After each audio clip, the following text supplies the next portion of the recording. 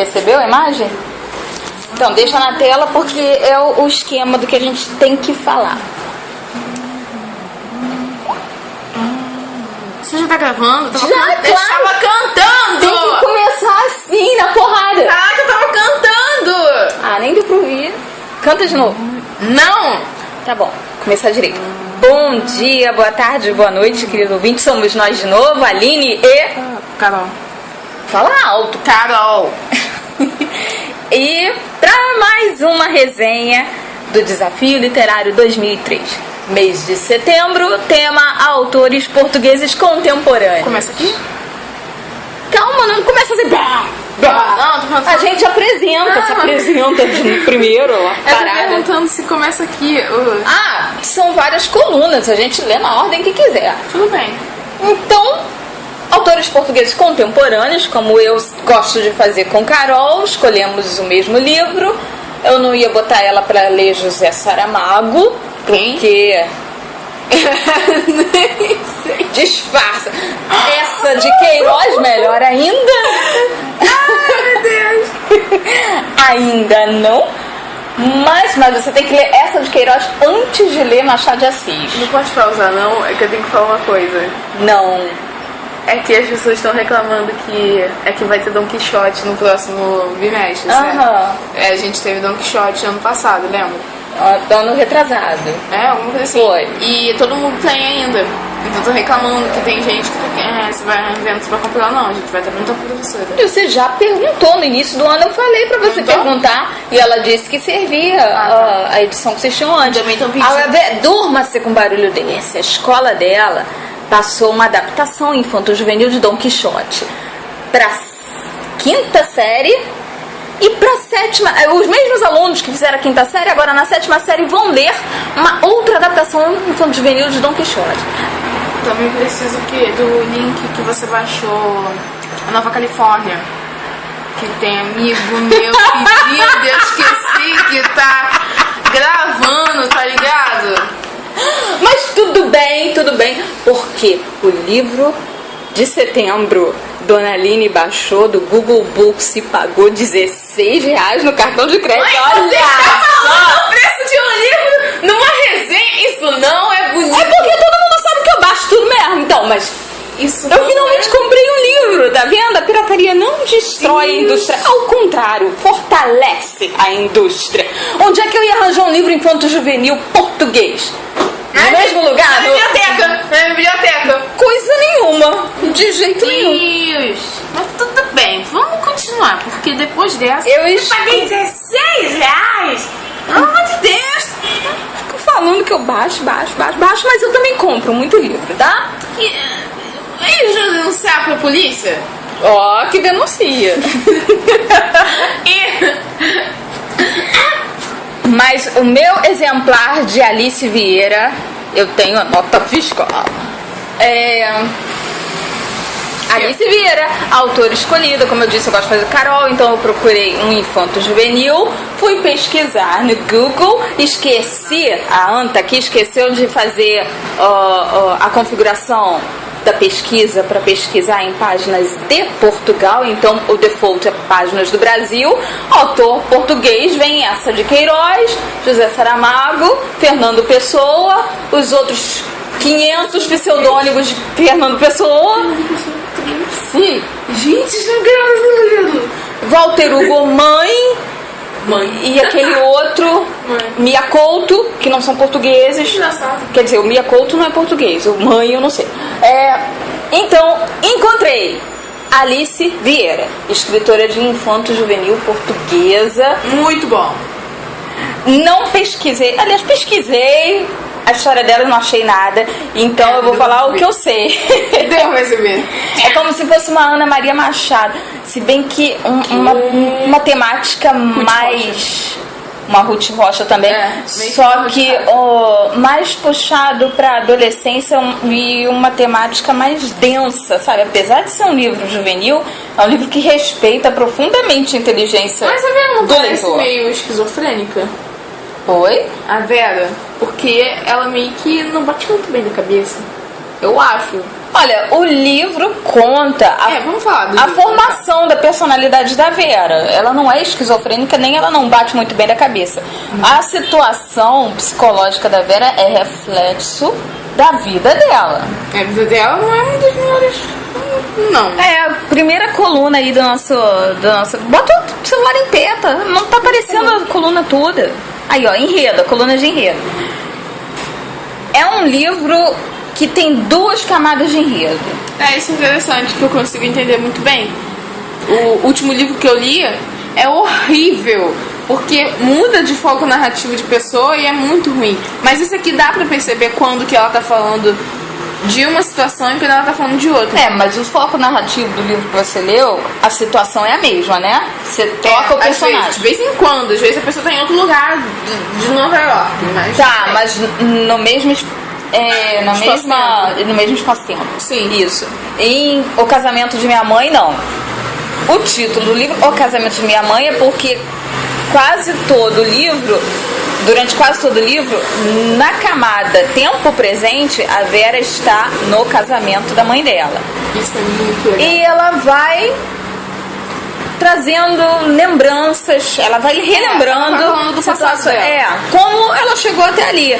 Isso. E vai alternando de um capítulo para o outro. E essas memórias não são perfeitamente cronológicas, dá saltos do passado, depois vai um pouquinho mais para frente, depois volta para trás. E como você falou, é fácil de entender, muito fácil. Apesar de ela já começar no presente, como eu disse, não é cronológico, eu vou voltar lá pra trás e vou contar tudo bonitinho. Então, quando ela volta um pouquinho pra frente, quando ela volta um pouquinho pra trás, ela fala de personagens que vão aparecer num tempo mais pra trás ainda, e a gente fica aguardando aquilo acontecer. Então, são 2 camadas de enredo, o casamento e as memórias da Vera, né? Peraí, personagens... 2 camadas de personagem. Tem a imaginação da Vera, que tipo, ela imagina várias pessoas junto dela, pra meio que, eu acho que ela se sente meio sozinha. Totalmente. Meio não, ela se sente sozinha. Então, ela acaba inventando pessoas pra não se sentir tão sozinha assim. Ela inventa a avó dela tá morta ou nem existe assim? O livro não fala. A avó dela inventa um monte de garoto lá. Mas esses garotos que ela inventa tem existem. Eles existem. Essas 2 camadas de personagem, elas se entrelaçam, porque a Vera, ela é abandonada por todos os adultos ao redor. A Vera do presente, que está sentada no casamento, tem por volta de 13 anos, né? 14 anos. 14. Pois é. E ela tá no casamento da mãe dela. Ela nasceu e foi abandonada pela mãe dela, na casa de parentes distantes. E ela cresceu também abandonada emocionalmente, como se ela fosse um sacrifício pra eles, né? Eles estarem cuidando dela era horrível pra eles, né? Era algo ruim. Ela era culpada de tudo, mas ela era criança, né? A gente tá entrando naquela coluna ali do abandono, né? Ela volta pro personagem. Ela é deixada pela mãe na casa da mulher do tio avô da mãe. Olha que loucura, né?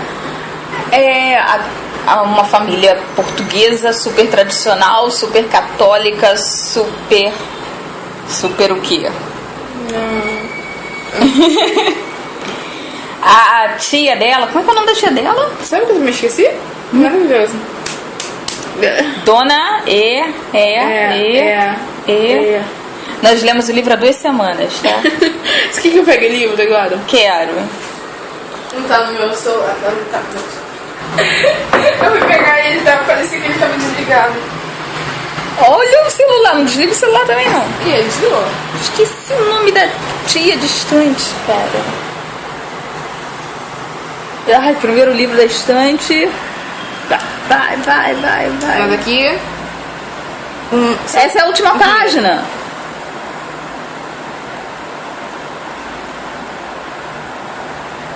Dona Elisa! Dona Elisa é a mulher que fica encarregada de cuidar da Vera em troca de um pouso pagamento mensal, não é por favor. Aquele sacrifício todo ela recebe muito bem por isso. E naquela casa tem o tio-avô da mãe dela, o senhor Fernandes. Fernandes, é isso mesmo. Teve dois personagens que me chamaram a atenção, que foi a empregada e o Fernandes. Porque o Fernandes era como se fosse tanto faz como tanto fez. Ele não chegava a destratar ela, mas ele também não dava nenhuma manifestação explícita de carinho, de aprovação. Tanto faz como tanto fez. Ele era meio que, acho que a coisa mais próxima da realidade que ela podia dizer de afinidade. E a Jacinta? Jacinta é a empregada. A empregada. A empregada é empregada mesmo, tá ligado? Tipo, ela é bem tensa. Às vezes ela faz coisas boas, às vezes ela é obrigada a fazer as coisas ruins pela Elisa. A Jacinta me lembrou a mãe do Jorge Amado, descrita pela Zélia Gattai, num dos livros de memórias da Zélia Gattai. É uma mulher que... É uma mulher que tem atitudes boas, é uma mulher boa, mas ela tem um senso de humor que beira a crueldade, sabe? Uma coisa negro. Difícil de entender. A Jacinta que fica chamando o cabelo da outra de vassoura. A Jacinta, a mãe da Vera é modelo. Abandonou a Vera porque ela não podia parar a carreira, principalmente adolescente, né? Que é o auge da carreira da modelo. Começa aos 15, 16 anos e vai até os 30 e acabou. Ela não podia parar para criar um bebê. Então a Jacinta pega as revistas de fofoca, mostra pra Vera e diz assim: olha só como é que tua mãe é bonita, por que tu é horrorosa? Assim, tu podia ser igual tua mãe. Mas ela faz isso, a Jacinta, porque ninguém abre a boca pra falar da mãe com a Vera. Nem bem, não, mas de vez em quando fala mal. A Elisa, ela ia ser freira. Então ela é bem, assim, bem restringida, assim, ela não deixa a Vera fazer nada. As revistas que a Jacinta traz é revista do demônio. Pois é. O mundo das celebridades é do mal, mas não para por aí. A literatura é do mal, os estudos é do mal, a amizade é do mal. A Dona Elisa é complicada. Então quando a Jacinta traz as fotos pra mostrar pra Vera, olha só a mãe bonita e você feia, a Jacinta tá fazendo isso pra mostrar a mãe pra Vera. O pior é isso, né? Então é uma coisa que ao mesmo tempo é uma tensão, um carinho e uma crueldade. A Jacinta é meio que, tirando o senhor Fernandes, é a coisa que mais chega perto da Vera. Tipo, ela parece que ela tá tentando te mostrar carinho, mas acaba piorando tudo. Já a Dona Elisa não. Ela não chega a ser cruel, não chega a ser maldosa, mas ela se alterna entre a indiferença e jogar a culpa da Vera. Ela fala pra Vera criança, Vera bebê, que você chegou na hora errada. E a Vera vai crescendo nesse ambiente pensando o seguinte: eu cheguei na hora errada, eu atrapalhei a vida de todo mundo, um dia vai dar a hora certa. Ela fica naquela esperança. Quando ela é criança, a mãe dela vai visitá-la, a mãe vai sempre à noite para pegá-la dormindo. A mãe não tem a menor intenção de interagir com ela. E ela finge que tá dormindo. Ela fica no quartinho dela, olhando aquela mãezinha, ouvindo, ou melhor dizendo, aquela mãe. Quando a mãe sai, ela olha, acha a coisa mais linda do mundo. Minha mãe, a visita mágica da mãe dela. Quando ela cresce mais um pouquinho, ela já recebe a visita da mãe durante o dia, mas ela não abre a boca. E a mãe não dirige a palavra a ela. A mãe fala assim pra Dona Elisa: ela tá boazinha. E a Dona Elisa: não, ela tá doente. Não, ela tá muito bem. E a mãe diz que ela tá muito bem, como quem diz assim: você tá cuidando muito bem dela, continua cuidando. E ninguém dirige a palavra pro pobre da Vera, coitada. Então é nessa situação, e ela vai crescendo, o entendimento dela começa a mudar, ela vê que ela não tem atenção das pessoas, mas ela não se rebela contra a pessoa. Ela começa a construir um mundo de faz de conta. A mãe dela é uma celebridade, é uma namoradeira E as revistas de fofoca registram tudo aquilo. Então, durante o tempo do livro, a mãe dela ficou noiva de 3 pessoas. Acho que aí não tem o nome, né? Não, mas eu lembro. Porque teve um que eu gostei. O Dante, o último que tá casando com ela no tempo, espaço, presente. É o engenheiro, né? É, o engenheiro. Nem o nome ela sabia, ela vai saber no final do livro. É o engenheiro. É, o engenheiro. E o outro é aquele que ela sonha toda hora. É um modelo também. É. O primeiro é um cara, acho que é um arquiteto, né? Não, é o modelo, né? É o arquiteto, depois tem o modelo. O Dante. Isso. Duarte. Alguns assim, Dante e Duarte. A gente não preparou, a gente decidiu gravar o negócio do que ficou na nossa memória. É autêntico. Ah, não sei como é que é o nome dele não, Carolina.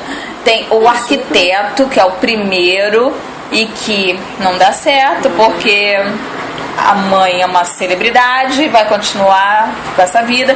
Depois vem um modelo, que é alguém do meio. Ó, é Duarte, Zé Lucas e o engenheiro. Duarte é o primeiro. É o que é o arquiteto e que acaba porque a vida dele não bate com a vida da celebridade. O Zé Lucas é modelo. Lourenço é o professor da escola. O Lourenço é o professor da escola dela. E por fim vem o engenheiro. Muitas vezes. A Vera fica sabendo dessas pessoas por revista de fofoca. E o que ela faz? Ela usa a imaginação dela para construir os espaços vazios, construir histórias que as pessoas não contam, construir uma participação dessas pessoas na vida dela, tudo na cabeça dela. E ela começa a escrever cartas que essas pessoas teriam mandado para ela. Ela escreve cartas em nome do Duarte, em nome do Zé Lucas e o Lourenço. O Lourenço, que é um professor dela. Professor, na escola ela vai muito mal, porque ela não consegue se conectar ao mundo da escola, não consegue se conectar aos coleguinhas. Sim, então, o dia que um professor dá um pouquinho de atenção a ela, elogia o desenho. Foi isso. Ninguém elogiava o desenho dela, falavam que era uma porcaria, ela mostrava o desenho de um chapéu, diziam que era um elefante, riam da cara dela. O dia que o professor de desenho olhou e disse que o desenho era bom, pronto. Ela, como esse professor de desenho não estava ligado à mãe, ela já começou a fantasiar romance. Se bem que o Zé Lucas, ela também tinha uma quedinha pelo Zé Lucas. Muito. Ela dizia que o Zé Lucas não ia casar com a mãe dela, ia casar com ela. Já o Lourenço, que era professor, esse não tinha dúvida nenhuma. Eles iam fugir pro Ceará, iam passar a tarde inteira deitado na praia bebendo água de coco. E ela usava textos, usava poesias tiradas dos livros dela. Um dia, como foi que a escola soube? A escola soube dessa história. Eu acho que ela, coitada, começou a contar os delírios dela pra uma amiga. A Rafaela, se eu não me engano. E a amiga contou na escola. A Rafaela, uma amiga que era assim, ficava quieta. Ela falava as coisas, porque eu e o Zé Lucas andamos de carro a 120 por hora na estrada. E a Rafaela só olhando de zoia regalada. Sério? Sério. Um dia a Rafaela foi lá e começou a espalhar para todo mundo. E nessas histórias apareceu o nome do professor. Aí a diretora chamou o professor. Pelo amor de Deus, o que está acontecendo? Chamou a dona Elisa. A dona Elisa entrou no quarto da Vera, achou as cartas. Além das cartas, tinha fotos. A Vera pegava as fotos de revista de celebridade, recortava, botava em moldura e criava uma história. No caso dos namorados da mãe, a foto era verdadeira, mas ela não tinha avó. Então ela achou a foto de uma velha na revista, recortou, essa é minha avó. E por aí foi, ela tinha um elenco inteiro. E a dona Elisa olhou aquela coisa bizarra, achou todas as cartas. Aí foi um escândalo na secretaria, o professor morrendo de medo. Imagina, né? Professor, você falou pra sua aluna que você vai viajar com ela pro Ceará. Imagina o climão maneiro que foi, né? Climão maneiro. E quando chegaram em casa, a dona Elisa resolveu dar um basta. Não fala dessa parte do livro, aí vai estragar tudo. Deu um basta, ponto, e acabou. Realmente, durante as memórias que vão e voltam no tempo, a Vera fala muito tempo sobre o escândalo da diretoria. Então, que houve um escândalo, sim. Então, a consequência, vocês vão ler e vão ver. Foco narrativo. Você sabe o que significa essa palavra que eu anotei no esquema? O foco narrativo... É narratário ou narratório? Narratário. Que é isso? Poxa, eu não posso falar. Bom. Spoilers. Mas vem cá, a resenha pode dar spoilers. Se a gente dá ou não dá. Você não me deixou falar da consequência do escândalo da diretoria. Mas eu quero saber o que é narratório. Narratário. Olha só, você já leu o livro, quando eu apertar o botão stop, eu te conto. Quem não leu o livro, fique sabendo que existe um narratário. É um recurso literário muito interessante. Não, ele não está presente o tempo todo. Você começa a pescar a presença dele, mas não compreender. O narratário, para você ter ideia, você não leu Memórias Póstumas de Brás Cubas, que é o caso famosíssimo de narratário da literatura brasileira, e eu não consigo me lembrar de nenhum outro. É quando o narrador fala: meu caro leitor, acompanhe a história. Eu sei que a leitora está se divertindo muito, então eu vou contar uma história agora que você vai ficar de cabelo em pé, entendeu? Então, você tá falando com o leitor. Exatamente. Tá. Este é o narratário, só que no caso do Casamento da Minha Mãe, não é esse exemplo que eu dei. Você lê o livro e você vai descobrir. Se você não me identificou o narratário, quando eu der stop, eu digo pra você quem é. Cadê o nosso esquema? É um livro infanto-juvenil, tá? Eu achei, assim, a construção do livro primorosa. Eu me apaixonei. A gente já falou tempo. Deixa eu ver aqui rapidinho no tema: o abandono emocional, a construção de identidade da Vera, o tempo psicológico, porque o tempo que ela dedica a cada memória vai se alternando, ela não segue assim, vou voltar pro quando eu nasci e vou contando na ordem certinha. Isso aqui é legal, eu quero falar disso aqui. Ah, sim, esse ponto é muito interessante. Nós lemos uma edição portuguesa.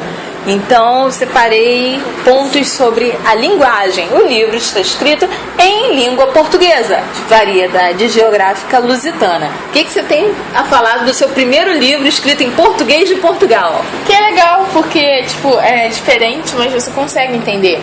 E é diferente a grafia. Por quê? As palavras deles, na maioria... nem na maioria, são poucas palavras que a grafia é diferente. Ainda escrito que variedade linguística.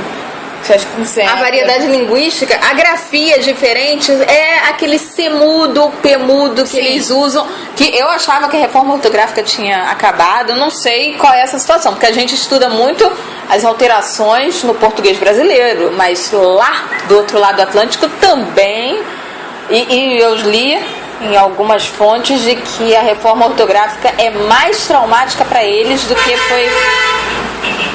essa é a situação, gente. É caminhão buzinando o tempo todo. Me desculpa. Então, a reforma ortográfica é mais traumática para os portugueses do que é para os brasileiros. Mas o livro tem um festival de C mudo, P mudo. O livro não tem acento circunflexo. Os portugueses não usam acento circunflexo. As proparoxítonas levam acento agudo.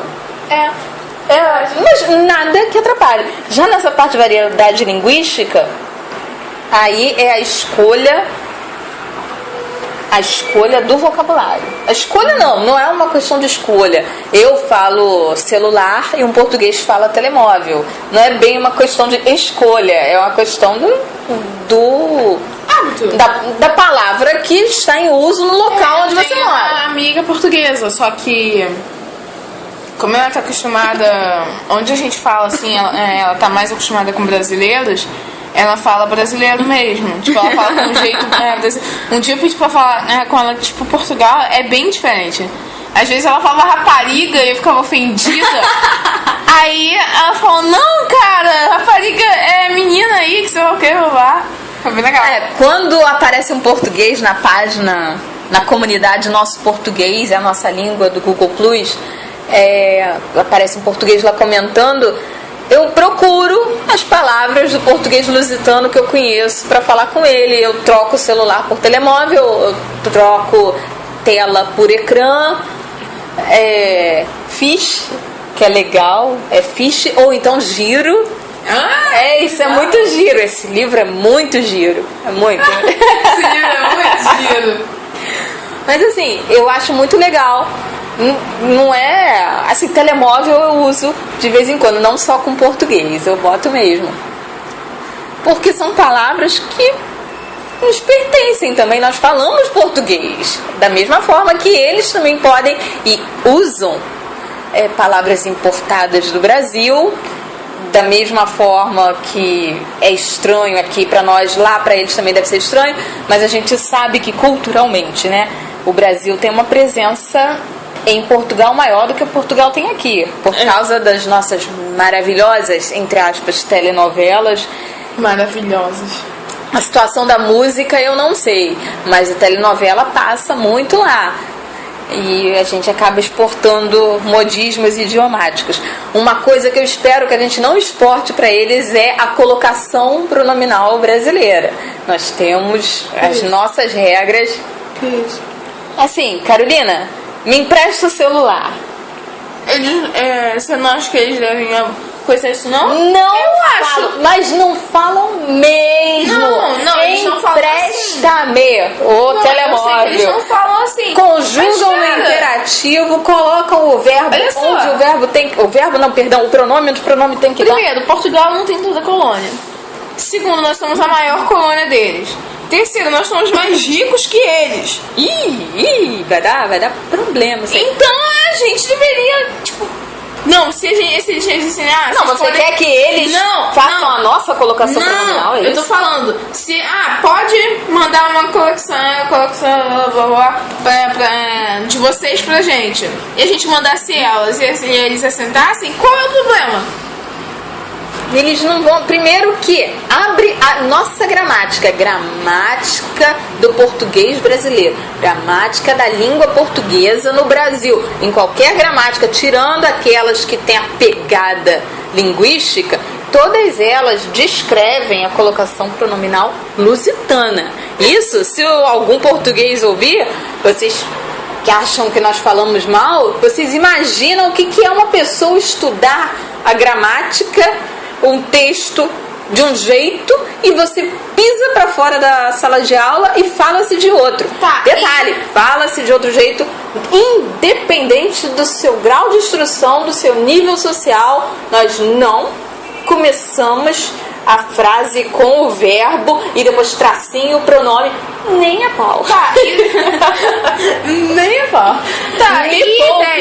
E ideia linguística que tinha acento e coisa, e ninguém ficou reclamando, morrendo, chorando na hora. Não, mas é porque sua geração não acentua nada mesmo, cara. Eu morro quando eu leio as coisas, não acentuo e não pontuo. Aí não. Aí já é abuso. Eu lembrei da minha prova de história que todo mundo tava errando erros ortográficos. Aí a professora sempre sai a pessoa que acabou de terminar a prova e ela começa a corrigir pra achar erro. Se ela for tirar ponto de erro de ortografia, vocês vão ficar com menos 50. Não, até porque ela... Não botam acento nem em história. Mãe! Prova de história. Mãe, botaram Ásia com Z. Ásia com Z. Isso tem acento. Isso tem acento. O que mais tem lá é... nomes de países, continentes, e períodos. Sem letra maiúscula. Sem letra maiúscula. Isso é o que mais tem lá. Eles cismam de não botar letra maiúscula, não sei porquê. Mas veja bem, nós estudamos a gramática, o sistema de colocação pronominal que nós herdamos dos portugueses. A única coisa é que a nossa gramática se curva à vontade popular. Como eu disse, não é uma questão de falta de instrução, não é uma questão do cara semi-analfabeto, do analfabeto funcional. Isso é um outro departamento. Agora eu não consigo nem me lembrar se é próclise ou se é ínclise. Eu sei que não é mesóclise. Quando você começa a frase com o pronome, você bota o pronome na frente do verbo. Me ajuda! Eu não sei isso não, nem estudei isso ainda. Nós falamos assim. Certa vez eu li também que a explicação para essa diferença, para essa preferência, é o nosso sotaque e o sotaque deles. Para nós é muito difícil falar do jeito que a gramática normativa manda, pela nossa pronúncia. É difícil. Eu não sei por que nós não temos o sotaque, porque quando eu escuto o africano tem um sotaque muito mais próximo do português. O nosso sotaque não é nem um pouco próximo do lusitano. É, mas a gente consegue imitar eles, é muito fácil. Não é não. Não se fia no que você vê de humorista, não. Aquilo ali não é verdade. Você daqui a pouco abre o YouTube, boto um vídeo, ou então eu pego o site de uma TV portuguesa e boto para você assistir. Mais uma informação para algum português que estejam ouvindo. Sempre que aparece um português falando na TV brasileira, a gente precisa de legenda. Pô, então, sim, se tiver português ouvindo, Brasil não é mais rico não, tá? Ah, sim, muito obrigada pela diplomacia, tá? Não adianta, gente. Olha só, ela tem 13 anos. Ela não tem ideia da desigualdade social do Brasil. Pra ser sincera, eu não, imagina, vou jogar meu celular fora também agora. Não posso ir desigualdade social, vou virar socialismo científico. Adeus. Pra ser sincera, eu também não conheço a situação social de Portugal, mas a gente olha a idade das instituições, a firmeza das instituições. Então vocês são mais bonitos. Eles são mais bonitos? Eles são mais bonitos. O centro histórico dele é mais histórico. Mas vocês são mais históricos. É mais antigo. Vocês são mais antigos, mais bonitinhos. Nós somos crianças. Vamos nos abster de lembrar que nossos problemas estruturais, de onde eles vieram, mas, gente, eu gosto de Portugal, eu gosto de português, eu amo a língua portuguesa e eu simplesmente amei. Os 2 livros de autores portugueses que eu li anteriormente foram A Relíquia, de Eça de Queiroz, que, meu Deus do céu, no início do podcast eu falei pra ela, antes de ler Machado, lê Eça de Queiroz, porque funcionou pra mim, porque Machado de Assis, para um adolescente que não tem uma competência leitora desenvolvida, Machado de Assis é difícil. Você vai ver que você não vai. É difícil. Não tem competência. Eu tô falando de mim. Ah, tá. Quando eu tinha 13 anos, Machado de Assis era uma coisa complicada. Agora, eu cismei que não, eu vou ler. Então eu olhei lá os livrinhos de literatura, escolas literárias, realismo. No Brasil, Machado. Em Portugal, Eça de Queiroz. Então eu vou ler Eça de Queiroz. Peguei a Relíquia pra ler. Deus do céu. Parece que eu estava quebrando pedra, sabe? Pra entender aquele texto. Foi o que aconteceu comigo em Viagem ao Centro da Terra. Pelo amor de Deus. Quebrando pedra, né? Morri lendo aquele livro. Eu não aguentei mais. Não. Fechei. Aí depois dessa, quando eu peguei o Machado, foi mais tranquilo. O outro português que eu li, que esse é um especialista em botar o leitor para quebrar pedra. Eu acho que ele ganhou o prêmio Nobel de autor que bota o leitor para quebrar pedra. É o Saramago. Eu li um só, As Intermitências da Morte.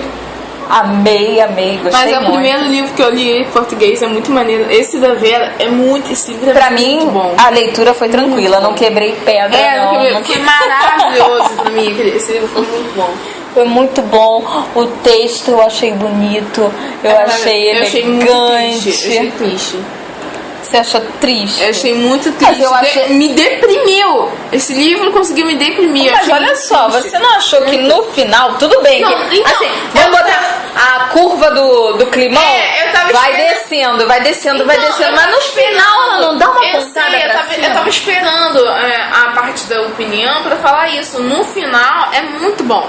Tipo, porque no final, assim, você tem uma esperança que a Vera vai se dar bem.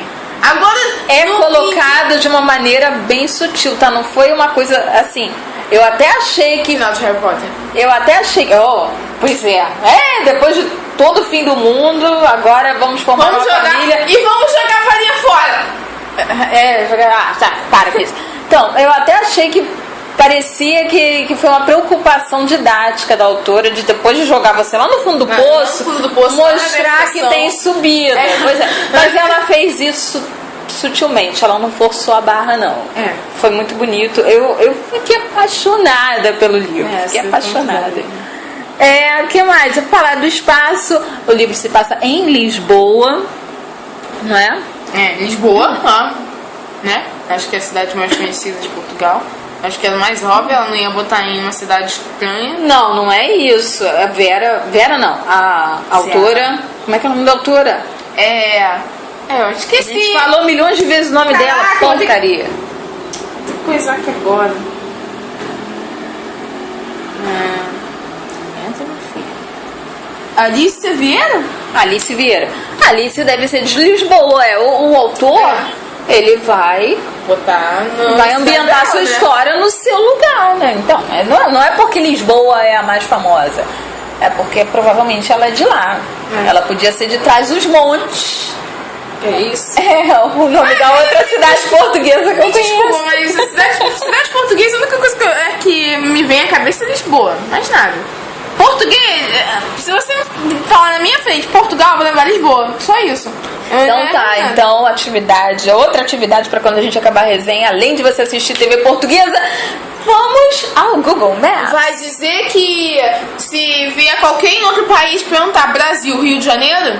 Não. Onde são os shows aqui? Dependendo do estrangeiro que você perguntar, a capital do Brasil é Buenos Aires. Onde são os shows aqui? Rio de Janeiro e São Paulo, acabou. O pessoal de lá de trás fica chorando, mas a gente...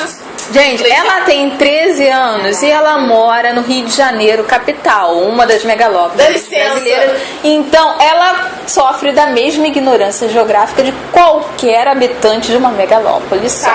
Que não viaja muito. Nós não viajamos, nós somos pobres. Chama filha de ignorante! Chama a filha de ignorante mais de 2 vezes numa resenha. Fala o preço de um livro. Quem não tinha competência leitora era eu. Quem não tinha competência leitora era eu. E nós somos pobres de dinheiro, mas ricas de cultura. Não, você acabou de me chamar de ignorante. Não quero falar contigo, não. Porque você só conhece Lisboa, pô. Eu pelo menos conheço Trás-os-Montes. Você só conhece duas, eu conheço uma. Eu conheço o dobro de cidades que você conhece. Isso não vai fazer diferença, Piloto. Matematicamente eu sou muito superior. O que mais que a gente tem pra falar do livro? Muito superior a mim, muito. Ai, gente, é coisa só. Já falamos da Alice Vieira, amo de paixão. Eu queria que a Alice Vieira fosse mais lida no Brasil. Voltando àquela situação horrível que eu falei da escola da minha filha, que eu pago. Olha só. Que passou o mesmo livro pra ela na 5ª série, na 7ª série. Oh, falta de criatividade. Dizem que os professores brasileiros não são leitores, né? Não, que bom. Pois é. Essa falta de repertório de livro pra indicar é uma evidência disso. E outra, eles passam muito adaptações infanto-juvenis. Agora entraram numa de passar as adaptações em quadrinhos. Que eu não sou contra a adaptação em quadrinho, mas você vê que é só pra obrigar o jovenzinho a ler o clássico. Professora, perguntaram qual é o livro da próxima prova, que é a Nova Califórnia. Lima Barreto. Aí ela falou assim, eu acho que vem aí na agenda, porque a diretora só comenta pra mim, pra eu lembrar o nome do livro, uma semana antes da prova, deve ser pra eu não trabalhar tanto com o livro. Não trabalhar tanto com o livro. Não, meu mas Deus do céu. Isso aqui é um outro problema que eu falei daquele livro de ficção científica chamado Gramática Normativa da Língua Brasileira, que como ele não encontra reflexo no português que a gente fala nas ruas, e aí entra também a questão de variedade geográfica e a variedade sociocultural que faz a situação ir de mal a pior. Então a professora de português, ela não é professora de português, ela é professora de morfologia e sintaxe e ortografia e acentuação. O tempo todo fazendo de tudo para tentar enfiar isso na cabeça das crianças. Qualquer outro assunto, interpretação de textos, análise literária, linguística, tudo isso está fora de sala de aula, porque o básico do básico da gramática já é complicado. Quanto a isso, eu lamento muito, mas eu faço a minha parte aqui dentro de casa. Eu acho que eu não tô errando não, né? Não chamo da filha de ignorante. Não. Mas isso não é... Chamar a filha de ignorante que é bom? Isso não é uma questão particular de dentro de casa, como falam. É educação, é problema dos pais. Eu acho que isso é uma questão de sociedade. Não basta você ter a mãe leitora, como todo mundo enche o saco. Leia para seus filhos, leia na frente dos seus filhos. Não adianta nada se os seus filhos chegam lá fora e ninguém fala nada de literatura, ninguém se interessa por literatura, ninguém consome literatura, ninguém valoriza literatura. Não é uma questão particular familiar, não. É uma questão de sociedade. Então, por uma sociedade mais leitora e por uma sociedade brasileira mais próxima dos portugueses, que são maravilhosos. As minhas amigas são leitoras, então não tá vendo. No próximo episódio vamos fazer uma crítica demolidora desses livros Young Adults americanos. É a versão, meu Deus, como eu sou culta, dos seriados enlatados da minha adolescência. Tá, ela quer dizer o nome do livro, mas ela não vai falar, então eu posso falar? Pode. 50 tons de cinza do que ela tá falando. Não. Young Adult, que você tá criticando, quase morrendo. Pera. Vocês sentiram a crítica mordaz que ela fez. Ela chamou essa porcaria de Young Adult. Isso supostamente é livro de leitora adulta, não é de adolescente, pós-adolescente, não. Quer dizer, né? 21, pelo amor de Deus. 21 uma leitora de 20 anos, tinha que ter vergonha na cara de ler aquela... Gente, não é literatura, gente. É um negócio que eu não posso falar porque a Carolina só tem 13 anos. E isso não é assunto para essa faixa etária, para essa faixa de horário. Ai, ainda bem que ninguém tá olhando pra minha cara na hora. Olha só, o podcast está muito grande. Considerações finais sobre o casamento de minha mãe. Bom, maravilhoso, perfeito, muito bom mesmo. Adorei esse livro. Adorei mesmo. Eu falei. Eu tô triste porque qual é o livro de banidos? É novembro, né? Eu tenho que achar se esse livro tá banido, porque eu tô amando muito esse livro. Esse livro é muito perfeito. Muito mesmo. Tem que falar o nome, né? Pode falar. Propaganda dos livros da Carol, Memórias de um Amigo Imaginário, de Matthew Dix. É assim que se fala? Matthew Dix. É muito bom esse livro. Você, querido ouvinte, se você souber que esse livro foi banido de alguma biblioteca, de alguma escola, de alguma igreja católica, da casa de alguém, avisa pra gente, porque o tema do desafio literário de novembro é livros banidos. Ó, bane esse livro daqui de casa, que aí vai. Pode ser. Agora, Alice Vieira definitivamente entrou pro meu hall de... Nossa, amei demais, sabe? Se é uma autora infanto-juvenil, pelo menos na questão de leitores apaixonados, ela é a nossa, seria equivalente ao nosso Pedro Bandeira, que a minha paixão de adolescência, ama esse homem demais. É o autor dos Caras. Eu sei, mãe! Tá bom. Então, o estilo não tem nada a ver, tá? O estilo não tem nada a ver. Tá, dá tchau. Tchau. Tchau.